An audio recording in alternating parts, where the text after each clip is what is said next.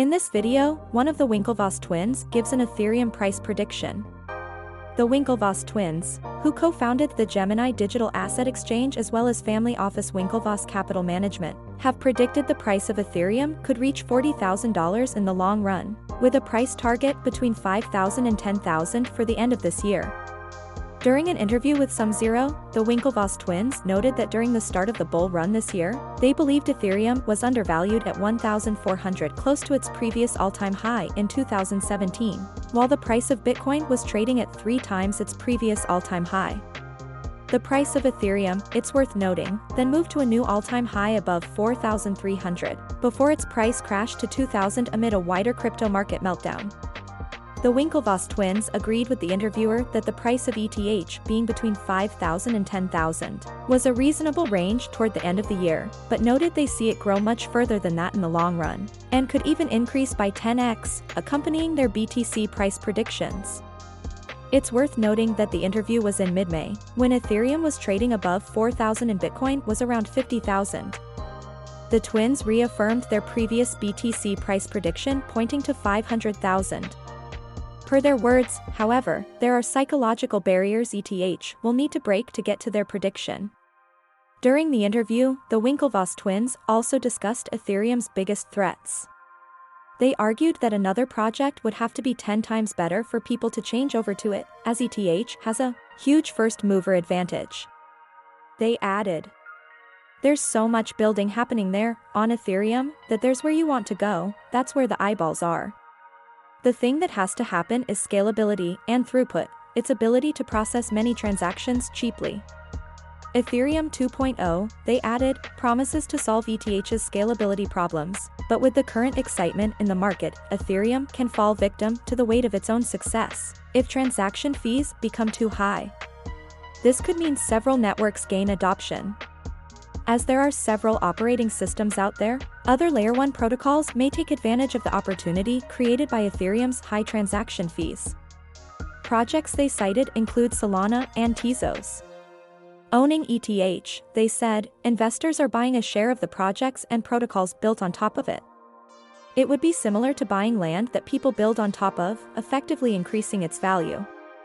Now, let's get right to the video. I think it's very high. In some ways, I haven't done like math on that lately. So for disclosure, and we've talked about this before, that we have material stake in Ether as well. Yeah. Like you mentioned earlier, the media loves Bitcoin because it's easier for consumers or readers to understand that, and they harp on that, and that makes sense. But what's less talked about and less known is that we are huge fans of Ether, or Ethereans, if you will, in the slang. So look, I think Ether has tremendous capabilities because Bitcoin's digital gold, right? It's sort of moving value from A to B, and there doesn't seem to be a huge appetite in the community to experiment or sort of screw it up, right? It's like, we got a good thing going. Let's not run too fast. Let's not be too exotic. Whereas Ethereum is like it's a decentralized operating system. So the promise is that you can create these applications on top of it, permissionless. The same way you could build an application, I don't know about anymore, but back in the day, you could build a company on top of Facebook. So companies like Zynga, which actually IPO'd and was worth, I think, at least $1 billion, was a company built on top of Facebook. So most companies today are built on top of a cloud computing service like Amazon. So you rent space from Jeff Bezos and Amazon. Ethereum is a decentralized Amazon where you can build your applications there and you run the computing power by owning Ether. Instead of running your credit card through Amazon Cloud, AWS Web Services, you just pay the network in Ether. Tyler Winklevoss of the Winklevoss twins, who you may know from the social network, gives his Ethereum price prediction and shows how he gets his Ethereum valuation. Also, only a tiny percentage of people who watch my videos are actually subscribed. If you enjoy the video, consider subscribing. It's free and you can always change your mind. Enjoy the video. To watch the full interview, check out the first channel in the description from a great podcast ran by Casey Adams. To understand Tyler's full Ethereum valuation, he first explains how he values Bitcoin. Stick around to the end to see his Ethereum prediction and how he gets there. So I think it's just more time and education and more data points, but how I get to 500,000, it's very simple math. The market cap of gold is 9 trillion. So the entire supply of gold is priced at 9 trillion. If Bitcoin is gold 2.0 and it disrupts gold, then its market cap also has to be 9 trillion. But today, Bitcoin's market cap is 330 billion. So it's got to increase somewhere like 25 to 30x from here. Yep. So put on a 25 to 30x multiple on the price of a Bitcoin today, which is, let's say, 18,000, 20,000. That easily gets you to $500,000 of Bitcoin. So if we're right that Bitcoin is better than gold, and the way we get to that is we look at the characteristics of why people find gold valuable. It's scarce, it's portable, it's divisible. Bitcoin's better than scarce, it's fixed. You can send it like email. You can divide a Bitcoin into 100 million pieces. So across the board, all of the reasons why humanity has found gold valuable for the last multi-millennia, Bitcoin beats it. So it should be worth as much or more than gold. And for that to happen, a Bitcoin has to be worth $500,000 a Bitcoin. I totally makes sense. When it does reach the point when it gets to $500,000 a coin, like what does it look like from the consumer behavior? Are people spending it? And how do you think it will be used when it gets to that point? So that is a great question. A lot of people wonder, do you have to buy things, spend Bitcoin? Does it have to be used as a currency for it to get there? My answer is no.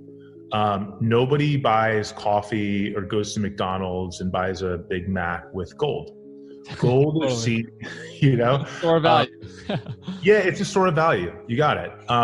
But one day, a long time ago, before the invention of fiat currency, gold was brought to the market, and it was a commodity money, but we recognize it's a better store of value. So if Bitcoin just becomes a mature, better store of value, I think we see 500,000 a Bitcoin. If it's also used as a currency, there's efforts like the Lightning Network and other sidechain projects. If you can also use Bitcoin as a currency, the value actually goes up much higher. If it can be both a store of value and a way for a currency to work on the network. There are other instances too where Bitcoin itself, the network, could be like the substrate of other networks, and just the security of it, it would basically become like the digital global reserve currency of all crypto. Yep. Then it's even higher. So when I say $500,000 of Bitcoin, that's actually the conservative case. It could easily be a couple times more, or even order of magnitude more. And by the time it gets there, like, you're never selling your Bitcoin. You need to like use fiat, or, I sort of say cash is trash.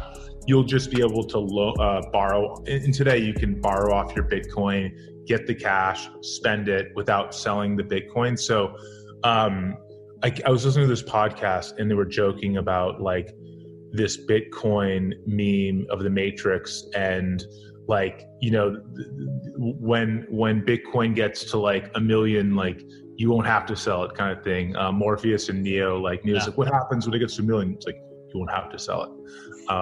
So anyway, I think we've been hodlers, that's the term for holding, since 2012.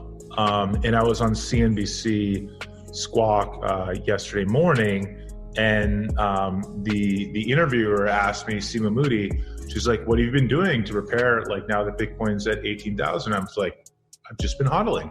Like, it's just being patient. And I'm going to hodl all the way to 500,000, and I'm going to still hodl, because if I need US dollar shitcoin, I can always find another way to find it. But like, Bitcoin is it's like a multi-generational asset. You know, we are at the dawn of something as significant as the internet itself. The problem with the internet is that you couldn't buy a piece of it. You could buy like a domain name, you could sort of squat, you could get like, I don't know, cool.com or podcast.com, even though podcasts weren't a thing back then, but if you knew that they were. Funny you say that. I was literally looking up podcast.com yesterday and it was going for like $1 million. So funny you bring that up. Right. But that's like owning a piece of the internet, but it was kind of hard. You had to invest on the application layer, the companies on top of it. But wouldn't it have been nice to just buy a coin that represented the internet? Totally. Well, fast forward to 2010, the invention of Bitcoin, you can literally buy a coin, a Bitcoin or a fraction of one, that indexes or canvases the entire Bitcoin ecosystem without having to pick what company is going to work, whether it's going to be Gemini or Coinbase, or, you know, it's sort of like owning a piece of the racetrack without having to bet on which horse is going to win. As long as the races are running, you make some money. And so Ether is the same thing for indexing a piece of the Ethereum network, which is a digital or decentralized global computer. A lot of people equate Ether to digital oil. So if you want to get into the crypto game, my suggestion is own some Bitcoin, digital gold, and own some Ether, digital oil. And with those, you have most of your bases covered. It's not a company, it's a decentralized network. And you can, you could create decentralized Twitter on it. You could create decentralized Facebook, decentralized whatever. No one can stop it. No one really controls it. It's owned by the users. That's the beauty of cryptocurrency, is that the value accrues to the people who use the network, not just a few people in a company in Silicon Valley. Yeah. So, you know, Ether's got to upgrade. It's moving to ETH2. There's some scalability things that it's got to work through. But like, I'm an optimist, and the smartest folks in the room are working on it. So if Ether is your global computer in the future, what's that worth? It's got to be a ton, and it's got to be worth as much as digital gold, I would think, maybe more.